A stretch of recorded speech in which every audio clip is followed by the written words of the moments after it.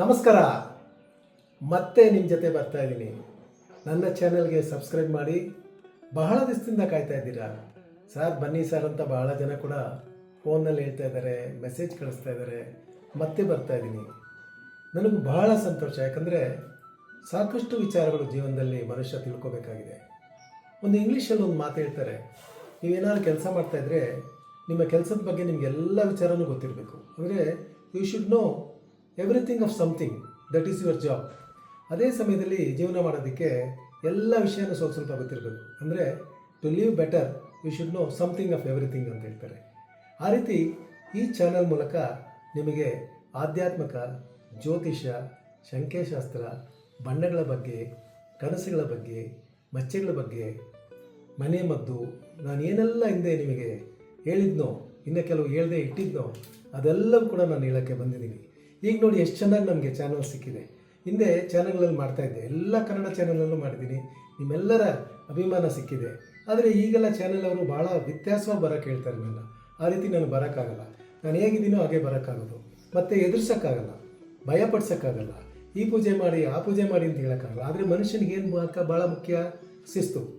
ಶಿಸ್ತಿದ್ರೆ ಖಂಡಿತ ಮನುಷ್ಯ ಬಹಳ ಚೆನ್ನಾಗಿ ಆಗ್ಬೋದು. ವಿದೇಶಿಯರೆಲ್ಲ ಜ್ಯೋತಿಷನೇ ಕೇಳಲ್ಲ ಸರ್, ಆದರೆ ಅವರೆಲ್ಲ ಚೆನ್ನಾಗಿದ್ದಾರಲ್ಲ ಅಂತ ಒಬ್ಬರು ನಾನು ಕೇಳಿದ್ರು. ನಾನೇನು ಹೇಳಿದೆ ಅಂದರೆ, ನಮ್ಮ ದೇಶದಲ್ಲಿ ಕೂಡ ಜ್ಯೋತಿಷ್ಯ ಇರೋದು ಮನುಷ್ಯನಿಗೆ ಶಿಸ್ತನ್ನು ಹೇಳ್ಕೊಡೋದಕ್ಕೆ ಮಾತ್ರ ಇರೋದು ಅಂತೇಳಿ.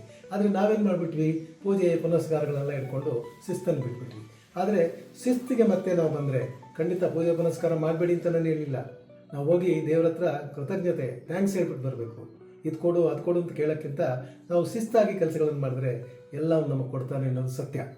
ಮತ್ತೆ ನೋಡೋಣ ಬನ್ನಿ. ಕಾಳಿದಾಸ ಹೇಳ್ತಾನೆ, ಬಹಳ ಬುದ್ಧಿವಂತರು, ಬುದ್ಧಿ ಇರೋರು, ವಿದ್ಯಾವಂತರು, ಜ್ಯೋತಿಷರೆಲ್ಲ ಗ್ರಹಗಳ ಬಗ್ಗೆ ತಿಳ್ಕೊಂಡು ಅದಕ್ಕೆ ತಕ್ಕಂತೆ ಎಲ್ಲ ವಿಷಯಗಳನ್ನು ಹೇಗೆ ನಡ್ಕೋಬೇಕು, ಏನು ಮಾಡಬೇಕು ಅನ್ನೋದನ್ನು ಹೇಳ್ತಾ ಇದ್ದಾರೆ. ಆದರೆ ಒಂದು ಗಾದೆ ಮಾತಿದೆ, when fools obey planets wise man control them ಅಂತ ಹೇಳ್ತಾರೆ. ಅಂದರೆ ಹೇಗೆ ಎಲ್ಲ ವಿಚಾರಗಳನ್ನು ನಾವು ತಡೆಯೋಕ್ಕಾಗ್ತಾ ಇಲ್ಲ. ಮನುಷ್ಯನ ಆಯುಷ್ಯು ಅದನ್ನು ನಾವು ತಡೆಯೋಕ್ಕಾಗಲ್ಲ. ಅವನಿಗೆ ಎಷ್ಟು ಆಯುಷ್ಯ ಇರುತ್ತೋ ಅಷ್ಟಿರುತ್ತೆ. ಕೆಲವು ಕಠಿಣವಾದಂತಹ ರೋಗಗಳು, ಅದನ್ನು ನಾವು ಸರಿ ಮಾಡೋಕ್ಕಾಗಲ್ಲ. ಆದರೆ ಬೇರೆ ವಿಚಾರಗಳಲ್ಲಿ ತಲೆ ಮೇಲೆ ಬೀಳೋದನ್ನು ಕಾಲ ಮೇಲೆ ನಾವು ಖಂಡಿತ ಬೆಳೆಸ್ಕೋಬೋದು. ತಲೆ ಮೇಲೆ ಬಿದ್ದರೆ ಗಾಯ ಆಗುತ್ತೆ, ಪ್ರಾಣ ಹೋಗುತ್ತೆ. ಆದರೆ ಕಾಲ ಮೇಲೆ ಬಿದ್ದರೆ ಗಾಯ ಕಮ್ಮಿ ಇರುತ್ತೆ, ನಾವು ಅದರಿಂದ ಹೊರಗೆ ಬರ್ಬೋದು. ಆದ್ದರಿಂದ ಜ್ಯೋತಿಷ ಹೇಗಪ್ಪ ಅಂತಂದರೆ, ಖಂಡಿತ ಮನುಷ್ಯನಿಗೆ ಅವೇರ್ನೆಸ್ ಅಂತ ಹೇಳ್ತೀವಿ, ತಿಳುವಳಿಕೆ. ತಾನೇನು ಪಡ್ಕೊಂಬಂದಿದ್ದೀನಿ. ಒಂದೇ ತಾಯಿ ಮಕ್ಕಳು 10 ಜನ ಆದ್ರೂ ಒಬ್ಬೊಬ್ಬರು ಒಂದೊಂದು ಥರ ಇರ್ತಾರೆ. ಒಂದೇ ಮೇಷ್ಟ್ರು ಪಾಠ ಮಾಡ್ತಾರೆ, 30 ಜನ ಮಕ್ಕಳು ಒಬ್ಬೊಬ್ಬರು ಒಂದೊಂದು ರ್ಯಾಂಕ್ ಬರ್ತಾರೆ. ವಿಜ್ಞಾನಕ್ಕೆ ಇದರಲ್ಲಿ ತೀರ್ಮಾನ ಕಂಡುಹಿಡಿಯೋಕ್ಕಾಗಲ್ಲ. ಯಾಕಪ್ಪ ವೈಜ್ಞಾನಿಕವಾಗಿ ಪಾಠ ಹೇಳ್ಕೊಡ್ತೀವಿ, ನಾವೆಲ್ಲ ಭಾಳ ಶಿಸ್ತಾಗಿ ಪಾಠ ಹೇಳ್ಕೊಡ್ತೀವಿ ಅಂದರೆ ಎಲ್ಲ ಮಕ್ಕಳು ಒಂದೇ ಮಾರ್ಕ್ ಬರಬೇಕಲ್ಲ, ಬರಲ್ಲ. ಆದುದರಿಂದ ಪ್ರತಿಯೊಬ್ಬರಿಗೂ ಕೂಡ ಪ್ರತಿಯೊಂದು ವಿಧವಾದಂತಹ ವಿಶೇಷವಾದಂಥ ಗುಣಗಳಿರುತ್ತೆ, ವಿಶೇಷವಾದಂಥ ಯೋಗಗಳಿರುತ್ತೆ.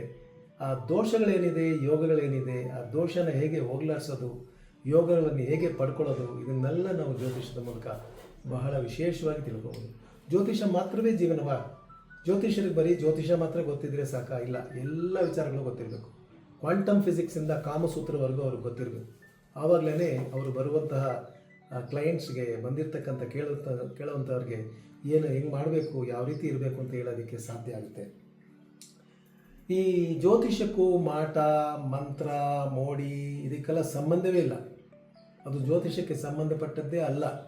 ಯಾರಾದರೂ ಜ್ಯೋತಿಷರು ಆ ರೀತಿ ಮಾತಾಡಿದ್ರೆ ಅದನ್ನು ಒಪ್ಕೋಬೇಡಿ.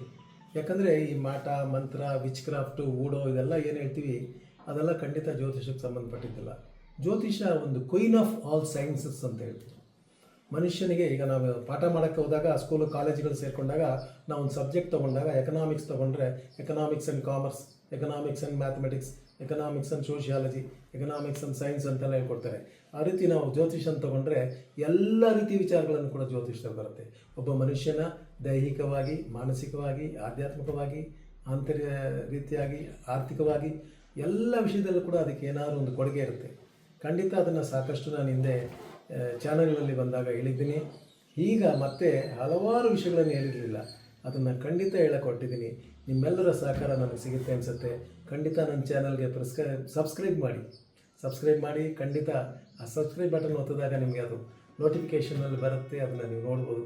ನಿಮಗೇನಾದ್ರು ಪ್ರಶ್ನೆಗಳಿದ್ದರೆ ನನ್ನನ್ನು ಕೇಳ್ಬೋದು. ವೈಯಕ್ತಿಕವಾದ ಪ್ರಶ್ನೆಗಳನ್ನು ಬಿಟ್ಟು ಆಧ್ಯಾತ್ಮಿಕ ಚಿಂತನೆ ಪ್ರಶ್ನೆಗಳು ಅಥವಾ ಯಾವುದೇ ಧರ್ಮ ಚಿಂತನೆ ಇರ್ತಕ್ಕಂಥ ಪ್ರಶ್ನೆಗಳನ್ನು ಕೇಳಿದ್ರೆ ಖಂಡಿತ ಅದಕ್ಕೆ ನಮ್ಮಲ್ಲಿ ಆದಷ್ಟಂತ ಉತ್ತರಗಳನ್ನು ಕೊಡ್ತೀವಿ, ಇಲ್ಲಾಂದರೆ ವಿಚಾರಿಸಿ ಖಂಡಿತ ಕೊಡ್ತೀವಿ.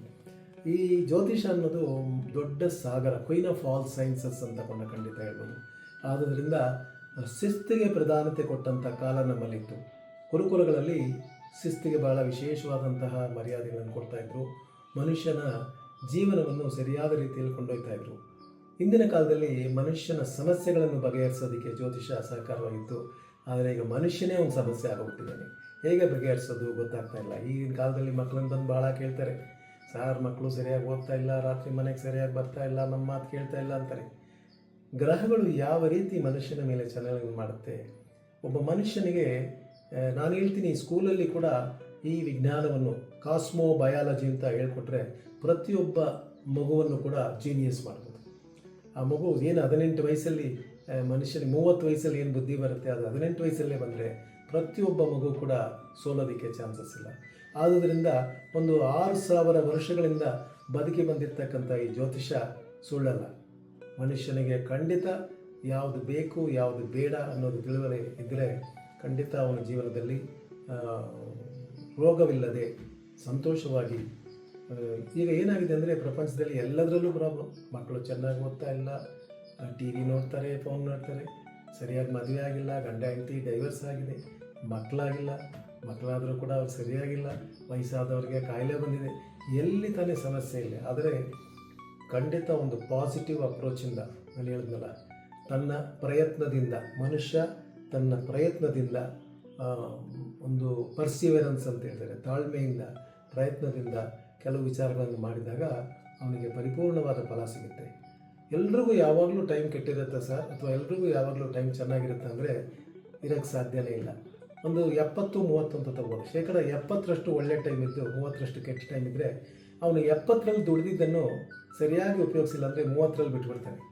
ಎಲ್ಲೆಲ್ಲೋ ಹೋಗಿ ದುಡ್ದಿರ್ತಾನೆ, ಕಷ್ಟಪಟ್ಟಿರ್ತಾನೆ, ರಿಯಲ್ ಎಸ್ಟೇಟ್ ಮಾಡಿರ್ತಾನೆ, ಅದನ್ನೆಲ್ಲ ಎತ್ಕೊಂಡು ಹೋಗಿ IPL ಅಲ್ಲಿ ಆಡಿಬಿಟ್ರೆ 30% ಹೋಗ್ಬಿಡುತ್ತೆ.